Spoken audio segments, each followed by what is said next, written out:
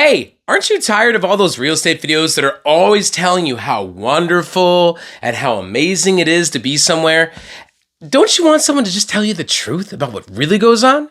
Well, guess what? In this video, that's exactly what we're gonna do, because we're gonna take that concept, turn it on its head, and I'm gonna tell you all the things they don't tell you before you move to Minnesota. Come take a look.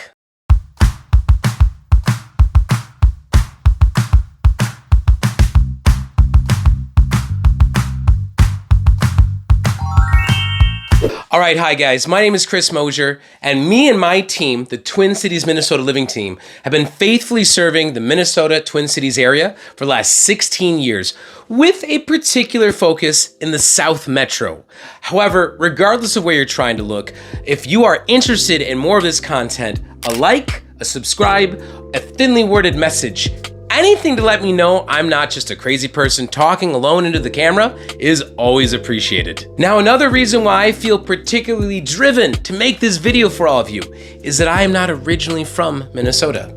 My family actually moved here 30 years ago from a Chicago suburb. So, even though I've been here for 3 decades, it gives me that balance of both cultures to sort of explain what it looks like from an outsider's perspective, who's then been living inside Minnesota and has observed it from both sides. So with that being understood, no, we're not gonna talk about where Governor Walz has his bodies buried, but I am gonna do my best to shoot you straight with the stuff that nobody told me.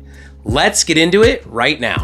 All right, first things first, let's grab that low-hanging fruit. Let's talk about Minnesota weather. Now, I know what you're thinking. You've probably seen Fargo or Jingle All the Way.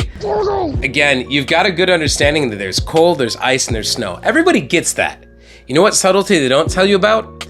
How none of that is linear.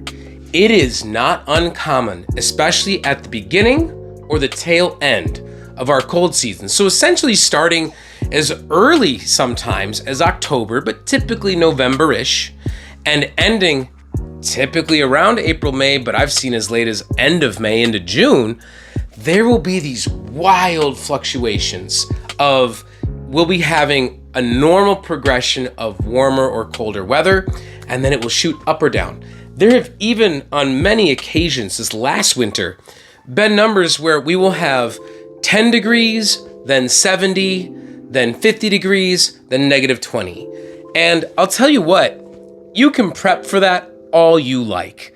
But as mammals, we as humans are not built to adapt that quickly, and you can't.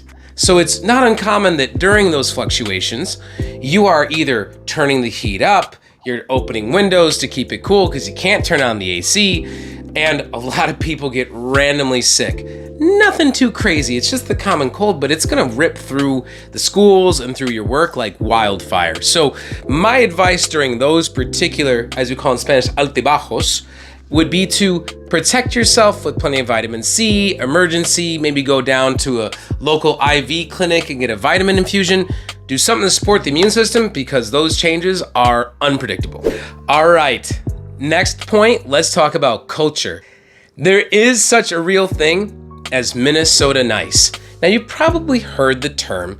If you're a big fan of Garrison Keillor and Lake Wobegon, which was actually part of what catfished my family into moving here in the first place those 30 years ago, I believed that everybody was friendly and happy and was just there to support you.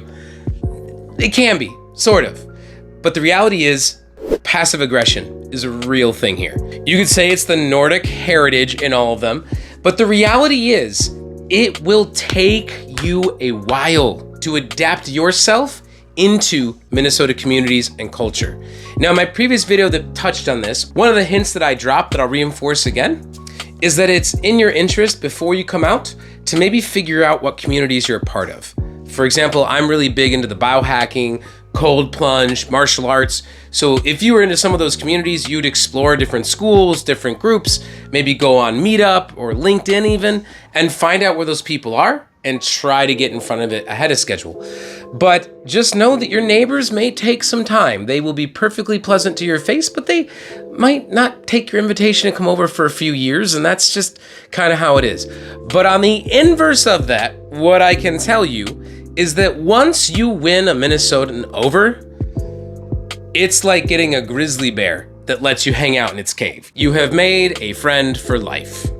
All right, this next one, if there's any locals watching it, please don't cancel me.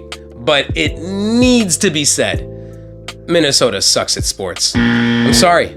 We have not had anything close to resembling a winning team since the mid-90s with Kirby Puckett and the Twins. Now, I know what some of you, if you're a Minnesota fan, are gonna say, but it's a rebuilding year and we came close and we did that. Again, I'm gonna fall back on my time in Chicago. It's super tough to have come over here after that because sure, the Bears have never been really much of a dynasty since '83, but I got to see Jordan and the Bulls repeat 6 NBA championships. There have been plenty of times the White Sox have won in the last 20 years. The reality is, other than the promise that next year will be better, nothing really happens here. The T-Wolves are almost at the point they should just be traded. The Vikings, they're the team you love to be disappointed by. Purple fever is a real thing in Minnesota, but if you've moved here or are contemplating coming here to adapt yourself into the sports culture, good luck. There's really nothing other than the Lynx, the WNBA, that has any like storied history. And again, guys, if you're a local, you're mad, scoreboard. Just look at the statistics. Your feelings don't outweigh the reality. You know the other one they're not gonna talk about? Our main city is a mess.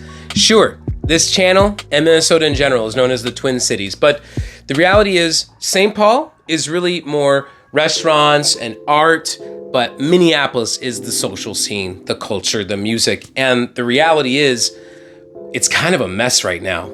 In the last 3 years, we've had companies shutter and a lot of our core restaurants, bars, and nightlife just completely move out or close down because of COVID. We had George Floyd and the riots that followed that destroyed a lot of the infrastructure and caused even more people to exodus out. And then as of the making of this video, we don't have a decision on it yet, but Uber and Lyft are threatening to leave, which will make it even harder to get in and out of the Twin Cities themselves. I would love to see all of this change, but the stern reality they're facing right now is that big pockets of Minneapolis are just like, I won't say the word wasteland. We're not going the way Detroit went for the last 20, 30 years, which by the way, Detroit's getting better. We see you guys. Glad that it's working out for you finally. But it's not terribly far behind in some pockets where there's just nothing going on. The businesses are closed down and it's just kind of sitting there stagnant. And until we get more businesses trying to reinvigorate and move things back in, that's gonna kind of be the way it is. The last point I want to make with you, which pairs kind of with the weather we talked about earlier, the mosquito might as well be the state bird here. Listen, I know we get the loons and we were the land of 10,000 lakes and all these cool, fun Minnesota things, but what do you think all that water produces? I in particular have that O positive blood type, which it could just be what's happening to me, but I've been told that that also attracts more mosquitoes, and I am living proof that that happens. Whenever I go out in the woods, pretty much any time from like May to September, if I'm out uncovered without any spray, I'm gonna get bit 5 times in the first 2 minutes. And the reality is there are good years and bad years, but most years, they're everywhere. We can only spray for so much. There's only so much winter before they come back out. And if you're particularly sensitive, you're not getting away from it. So again, if you are not particularly okay with getting some pest removal, some insect spray, or you just don't like the heebie-jeebies that the creepy crawlies give you, you gotta be aware of that up front because you may not see it on anybody else's map. All right, guys, I hope you found this one informative and that you appreciated the honesty. Obviously, I love it here. I wouldn't stay if the good didn't outweigh the bad, but these are real points that you need to know about, and I'd rather give it to you up front before you move here, before you make a change of scenery, because you know what? Nobody told me. If you find these videos useful, if you want to know more about the Twin Cities, like I said before, shoot me a message. You can schedule a meeting with me and we can talk about which cities and suburbs are maybe the right fit for you and your situation, just as if we're on this video call right here. But regardless, guys, have a wonderful time of day or night, wherever, whenever you are, and I will look forward to catching you at the next one. See you, gang.